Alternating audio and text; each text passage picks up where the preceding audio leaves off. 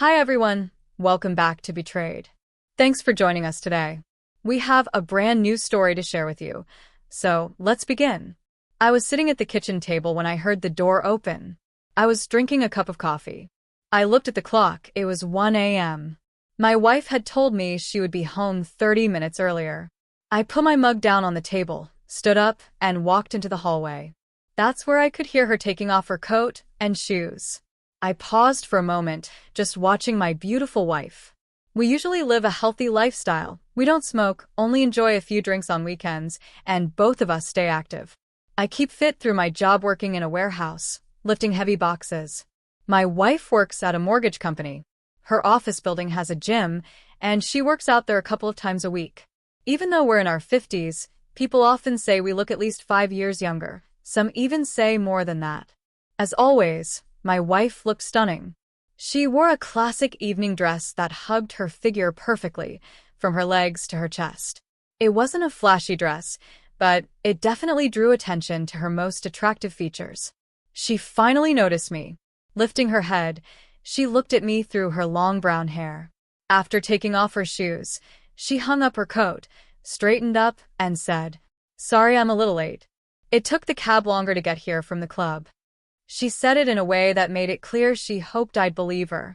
"Of course, my love," I replied calmly. "But I have a few questions about tonight. Please go upstairs, take a shower, get changed, and come to the kitchen." I tried to sound completely cold, no emotion, no sympathy. I needed to stay objective and find out exactly what happened tonight. "Gary, please let's talk in the morning. My feet are sore and I'm really tired," she said softly as she slowly made her way to the stairs. "No, Karina. It has to be now or we'll never speak again," I replied. Again, I kept my voice steady, emotionless, not even a hint of feeling. She nodded and went upstairs. I went back to the kitchen, boiled some water, made coffee for both of us, and refilled my mug. About 10 minutes later, Karina came into the kitchen. She was now wearing a t-shirt and pajama shorts. She looked both cute and, honestly, a little seductive. I could tell from the way her shirt fit that she wasn't wearing a bra, and it was clear she had only put on shorts and nothing else underneath. I could smell her body wash and the light perfume I had bought her just a few weeks ago. She walked over to hug me, but I held up my hand to stop her. "Not yet, Karina. I need answers first. Sit down and we'll begin. Just know, if I don't like your answers, or if I think you're lying, we're done. Do you understand?" "Yes, Gary, I understand," she said.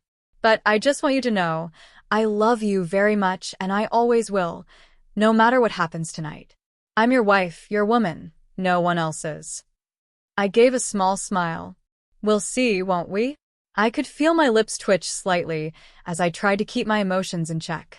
I reminded myself to stay calm and cold. I sipped my coffee. Karina did the same. "Okay, let's begin," I said. I waited for her to respond.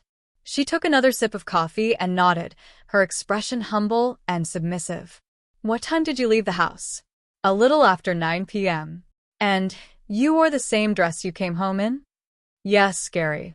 It's the same dress, and don't forget, you bought it for me." "Of course I did. You looked great in it. But don't change the subject. This is about you, and what happened tonight." "Yes, sorry, Gary. I don't want to make things harder between us." "Okay. What happened when the cab driver dropped you off? And by the way, did you tip him?" I got out of the car and reached into my purse to get some money. "I'm sorry, Gary, but the driver kept looking under my dress.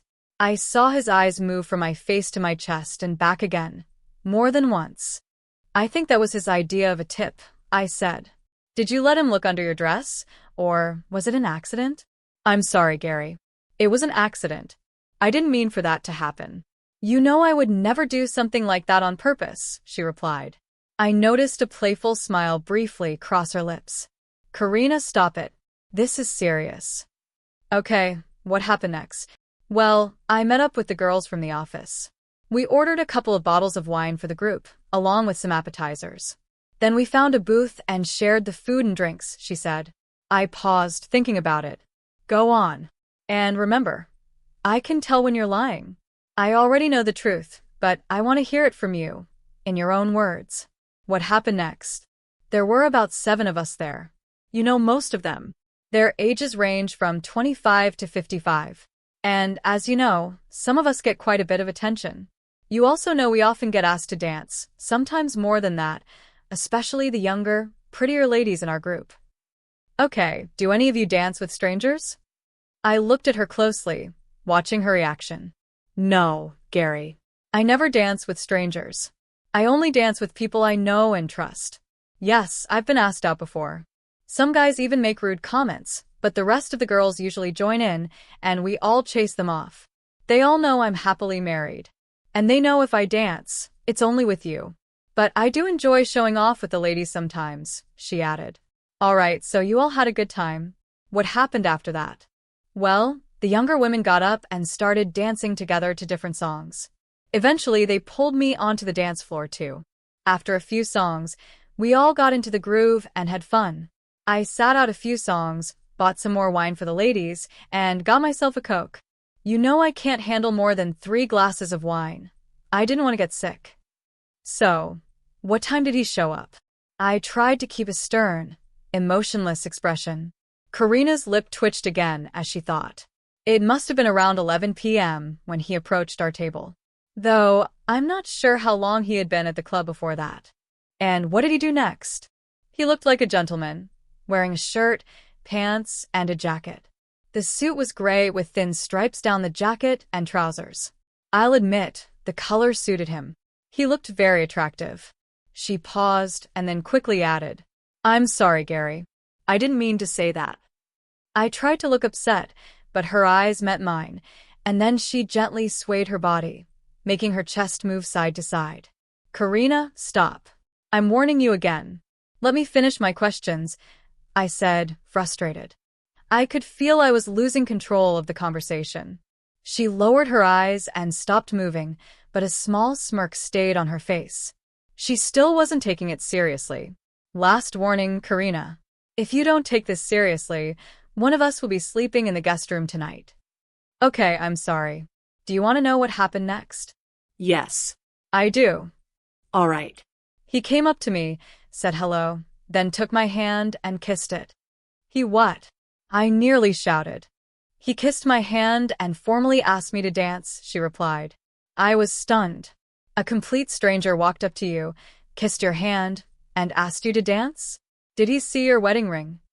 Yes, Gary, he did. But I don't think it mattered to him. He had a ring too. In fact, it was curved just like yours. She shrugged as she said that. So, without hesitation, you got up and danced with him? Is that true? Not right away. I looked at the other women in our group and thought about whether I should. He was polite and looked good in his suit, although he didn't seem fully comfortable in it. He kept adjusting his collar. And the other ladies encouraged you to dance with him? Yes. In fact, they all said if I didn't, they would. So, I let him lead me to the dance floor. We danced to a couple of fast songs. Then one of the girls went up to the DJ and, for some reason, requested my favorite song. I Danced With You at Our Wedding, WTF. Karina, that's our song, Bon Jovi's Bed of Roses, I said. It's our special song. How could you dance to it with someone else, especially today? I placed my hand on my forehead and let it rest there. I'm really sorry, Gary. I didn't know they were going to pick that song. I didn't mean to hurt you, she said softly. Gary, this is clearly upsetting you. Do you want to keep asking questions, or should I just tell you what happened? I took my hand away and looked directly at her. Was she laughing at me? I could see she was trying not to smile. I was close to losing my temper. Okay, go on, just try to keep it short, I said. I was quickly losing my patience.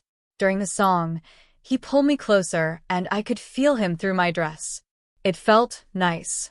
He didn't touch me inappropriately, at least not right away. I admit I got caught up in the moment. I laid my head on his shoulder and pressed myself tightly against him. I'm sorry, Gary, I really am. But I couldn't help it. I moved closer to him and pressed my entire body against his. I want you to know he felt just like you. She paused and looked at me. Are you okay? You're looking a little flushed. I'm fine, Karina. Go on, I said, slightly out of breath. Well, nothing much, except that he rubbed up against me for about 5 minutes, and I was aroused. I'm sorry, Gary. I know this must be hard for you to hear, but we both looked at each other, and it was clear we wanted each other. And more than that, he wanted me. I turned toward the girls in our group. They all gave me a thumbs up, though they looked a little flustered too. I guess their partners were in for a fun night as well. He took my hand, and we walked out the side door into the parking lot. She paused again to catch her breath. I realized she was excited, and honestly, so was I. Okay, I sighed. I'm not sure I want to know what happened next, but tell me anyway. He led me to a blue Ford Fiesta.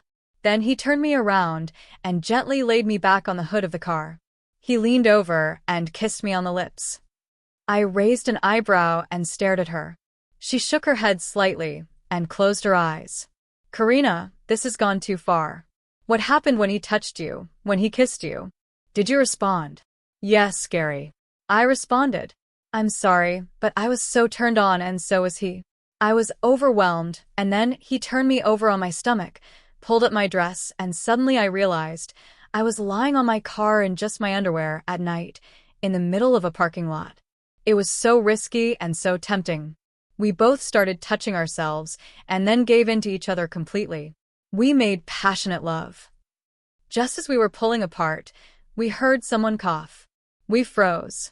Then we slowly turned around, and there stood Julie, my manager, a close friend to both of us.